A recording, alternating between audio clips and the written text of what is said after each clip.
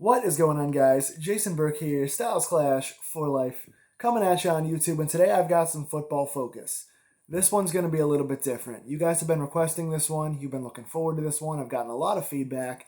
Thank you for the strong push at the end of the Steelers season, for all the comments and views and stuff like that. Thank you guys for tuning in for another good Steelers season, but the end of a career is upon us. As of yesterday morning, as of this recording, Big Ben Roethlisberger officially made his farewell statement and retiring from the NFL and the Pittsburgh Steelers after 18 glorious seasons. Seasons of highs and lows, ups and downs, on and off the field. Big Ben had a really illustrious career, and it's a divisive opinion, and some people love Ben for his play on the field, some people hate Ben. Some Steeler fans think he should have retired earlier, some think he should have tried to stick around even longer. But Ben Roethlisberger had undoubtedly a very successful on-the-field career, with a lot of things that happened off the field as well. So I wanted to bring you guys the Big Ben career retrospective. I just kind of did my research online in terms of some of the details of the off-field stuff, as well as all of the important stats and kind of where he ranks in NFL history in terms of his impact on both football in general and on the Pittsburgh Steelers franchise. In my opinion, as the greatest Steeler quarterback of all time. You can argue Terry Bradshaw, obviously. He got 4 titles in the glory days when the Steel Curtain was what it was. But he himself would say that, he just threw the ball up to Swan and Stallworth sometimes and they went to get it. And that's tongue-in-cheek. Obviously, he's more talented than he says he was. But he'll tell you that those receivers made a lot of plays for him and that defense made a lot of plays for him. And the modern NFL now, I think it's harder to have a long, successful career that stems a longer period of time now with the hits these guys are taking and stuff like that. Yeah, football is more flagged now and less physical than it was back then, but I think it's harder to parody in the NFL the way that you used to back in the day. So I wanted to go over Ben's career really quickly with you guys and kind of talk about my memories and kind of the stats and where he ranks and everything. But first, I have to touch on the elephants in the room. That's kind of taboo, I guess. But at the end of the day, let's look at the situation, as I think we'd be irresponsible not to. At the end of the day, we're talking about Ben's career and the things that happened while he was in the NFL. These off-field allegations and things like that were part of his career, and I think it would be doing a disservice and a dishonesty not to at least discuss some of the off-field things that plagued Ben Roethlisberger. There was some talk in Pittsburgh. Again, this is a football channel. This is a football video. People that are watching this video about Roethlisberger want to hear the football on the field side of things, and you certainly will. But again, it would be irresponsible of me not to at least bring up the fact that this exists. We're talking about Ben's career and Ben's legacy, and his legacy is partially marred by some of these allegations, whether you believe what happened or not. So I just want to be responsible here in discussing these things briefly. The first incident he had was 2006, the motorcycle incident. He broke his NFL contract, the conduct portion of his contract, by riding his motorcycle without a helmet. And he got into an accident, whether that was reckless driving or whether that was the traffic on the road or whatever. But that was a 2006 helmet incident where he got a concussion and a broken jaw. And I think the NFL kind of had their opinion on, doing recreational activities outside of sports that can be physical, so they weren't a fan of that. But that was the first sign of like a young Ben Roethlisberger in his second year in the league being kind of immature and kind of doing things his own way. He's had some reports that are varied about being out in public in restaurants. Some people say he's very gracious. Some say he's taken a lot of time to serve to his fans and kind of be nice to them and sign autographs and be diligent to everyone around him when he's in public. Other restaurant people have said he's tried to kind of big time them and get out without tipping and kind of get free drinks and free bills and stuff. So I think it depends on who you talk to and the mood that you caught Ben in at the time. He himself has gone back in time and said that he was very immature at this time in his career. His quote was, "I thought I was invincible, so I just did whatever I wanted." And that shows sometimes. There are some with very high opinions of him off the field that have met him. Others have said very bad things about him. So it's divisive in that regard, especially early on in his career. Later on in his career, he was pretty quiet. But early on, those first couple of years, you heard a lot of things from both sides of the camp.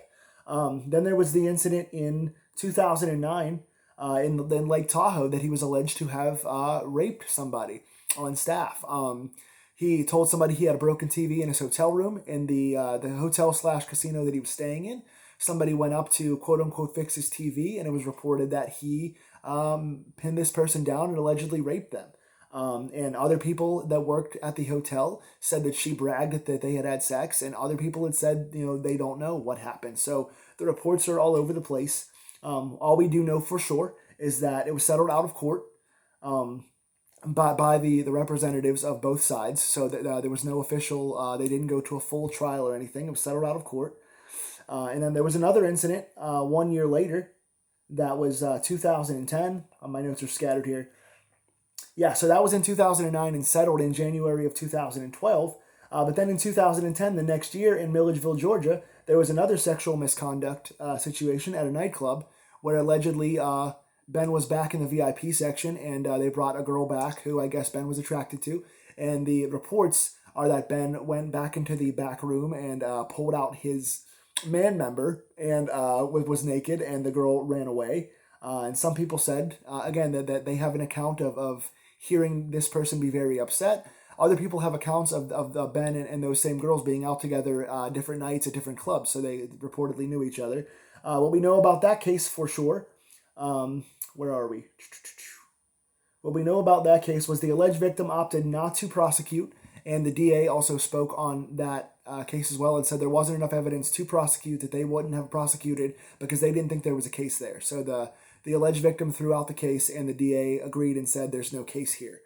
So that's what we know about the case. Now, it is not my job to say one way or the other what happened. I am not judge, jury, and executioner. I am human. I am one person. I wasn't there. The only ones that know what really happened were Ben Roethlisberger and the girls in question. And all I will say about that, again, I'm not here to convict. I'm not here to prove innocence. I'm not saying what did or didn't happen because I don't know. All I can say is that if anybody is accused of these things that is innocent, they deserve to be heard as innocent and have their reputation not be tarnished and not be judged by other people. If they are guilty, they deserve to be punished to the fullest extent of the law and beyond, because those things are not acceptable in any way. If those things happen, they are not okay. So those that are innocent should be heard as innocent, and those that are guilty should be punished. And that's all I can definitively say about that, because I don't know what happened. So those are the off the field events. Again, they were early on in Ben's career. Didn't hear much negative things about Ben after that going forward. So we know that his suspension from the NFL for that second offense was reduced from, I think, either 4 games to 3 or 6 games to 3, I believe, after taking sensitivity training and going through the courses and all that. So the NFL took some action and then reduced the sentence a little bit, but he got suspended 2 different times for these incidents. So all you can hope is that whatever situation Ben got himself in, that he learned from and that he became a better person after that, if those things did indeed take place. Looking at the on-the-field stats, he was drafted in 2004. He was drafted 11th overall in the 2004 draft out of Miami of Ohio. And right away, you just saw that he was going to be a Pittsburgh-type prototype, right? He's a big, physical, burly guy. He's built like a bigger guy. He's not a skinny guy. He's not a traditional skinny pocket passer. Ben was a big guy, built like an old-school fullback at times, and his weight would fluctuate up and down before camps and stuff like that. But we all have these memories of, like, what Ben meant as far as the representation of the Pittsburgh Steelers-style quarterback, right? The physical, tough, hard-nosed guy. And, we all saw that video in practice of they would throw the crash pad dummies at Ben, and you're supposed to try to, like, weave and bob and avoid getting hit by the crash pad dummies because they simulate the linebackers coming in to try and blitz you. And Ben would just take them head on and knock them down with his shoulders and toss the bags on the ground and step on them. So Ben just wouldn't even take them seriously, because if you watch Ben on the field, the 2 things that he's most known for, I think, for his entire legacy as far as being an on-the-field player, are the fact that he was able to shake off tacklers, and he was like the toughest quarterback possibly of all time to bring down. If you tried to tackle Ben high, he would shrug you off, and if you tried to get him around the legs, you wouldn't be able to get him. You'd have to grab the ball because he would have to tuck in the ball trying not to fumble, and then you could try and sack him, or if you get 2 guys on him. But Ben is probably the hardest quarterback to tackle of all time.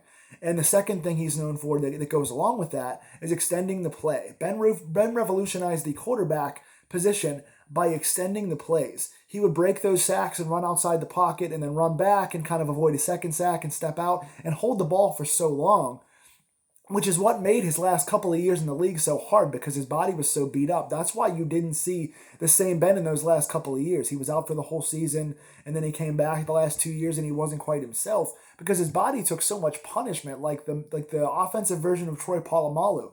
diving around and getting guys smacking you in the head for so many years, eventually it's going to catch up to you, and it did. But for Ben to last 18 seasons in that style of play is pretty amazing in itself.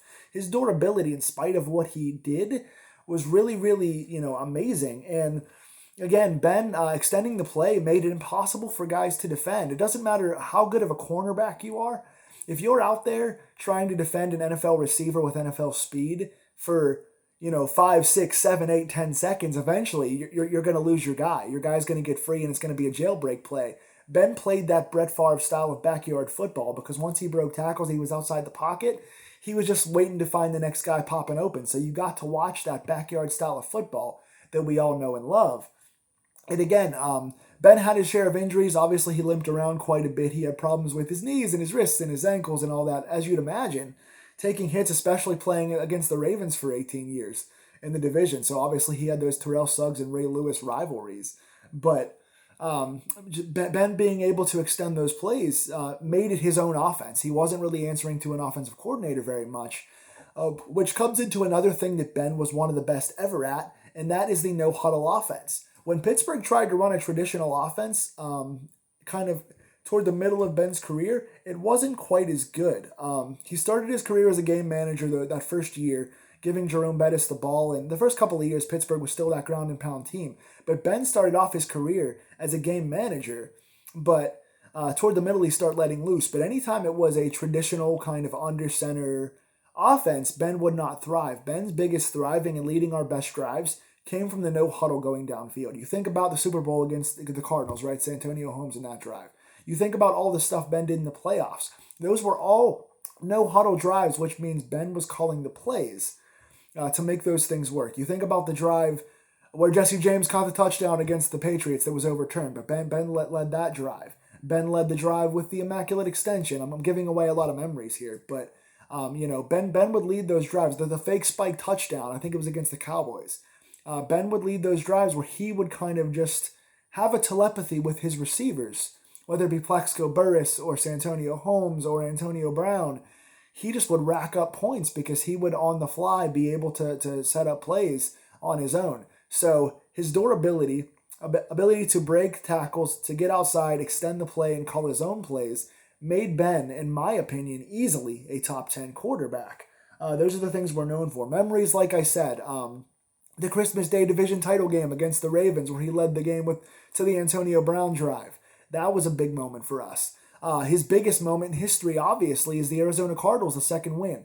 So he came in the league, basically, and went like 14-0. He came in the second week of the season when Tommy Maddox got injured and came in to start for the rest of the year and went undefeated. The only reason Pittsburgh was 15-1 that season was the first loss that that Maddox started. I think it was week 3. Maddox was 1-1 as a starter, and then Ben came in and went 14-0 the rest of the way and didn't lose until the Patriots in the AFC Championship game. And then in the second season, Ben came out and won his first championship, which back then was unheard of.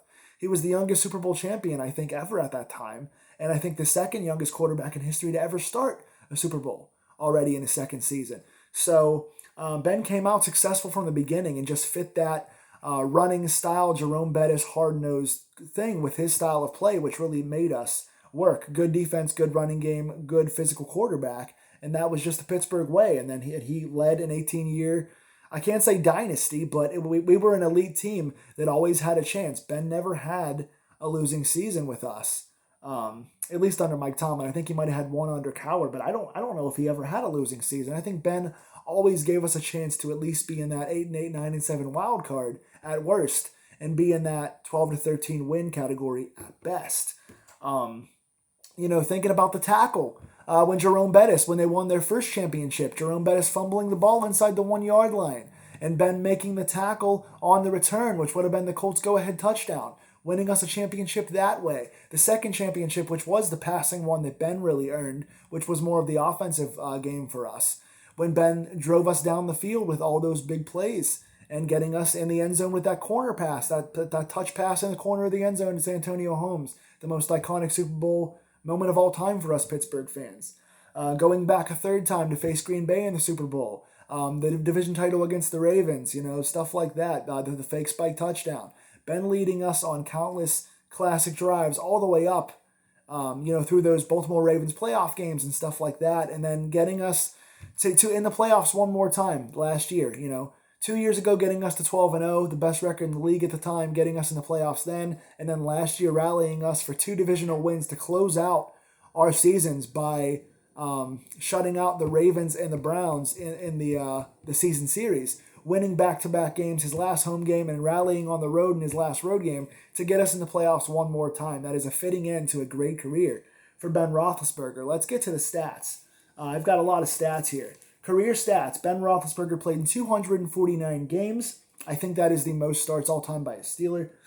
He was 5,440 of 8,443. So 5,440 completions, 8,443 attempts. And that is a 64.43 completion percentage for his career. He threw overall for 64,088 yards. He had 418 touchdowns in his career.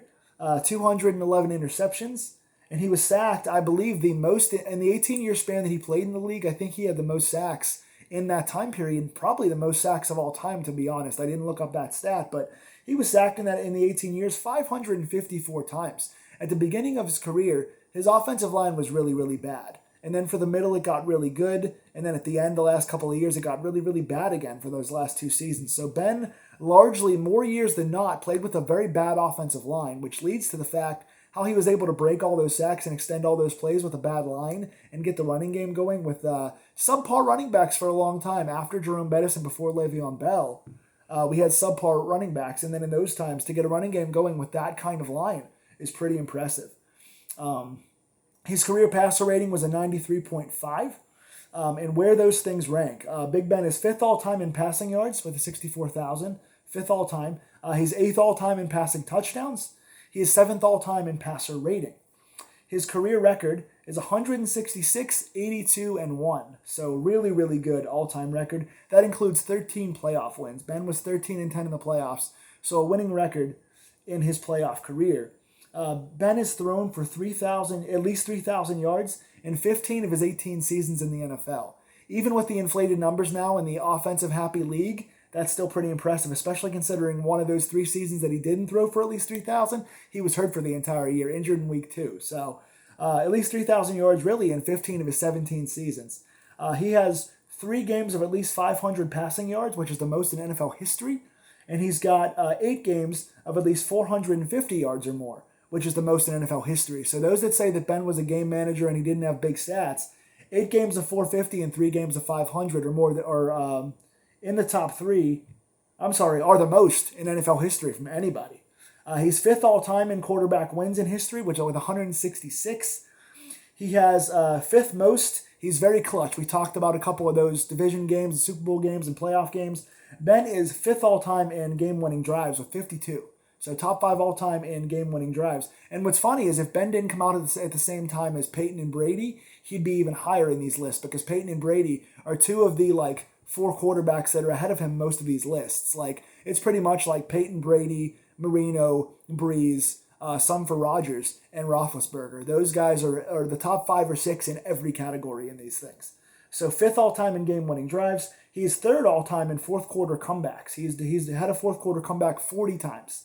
And he is 1st all-time in any quarterback ever. He's 1st all-time in wins in games decided by 6 points or less. So in games decided by 1 score, Big Ben's got 58 wins. 1st all-time. One of the most clutch quarterbacks ever. That is an underrated stat to look at for Roethlisberger. In his 18 seasons, 17 of which he played in full-time, he had 8 division titles, 6 AFC Championship game appearances, 3 Super Bowl appearances, and 2 Super Bowl wins. Obviously, he had the first one against Seattle.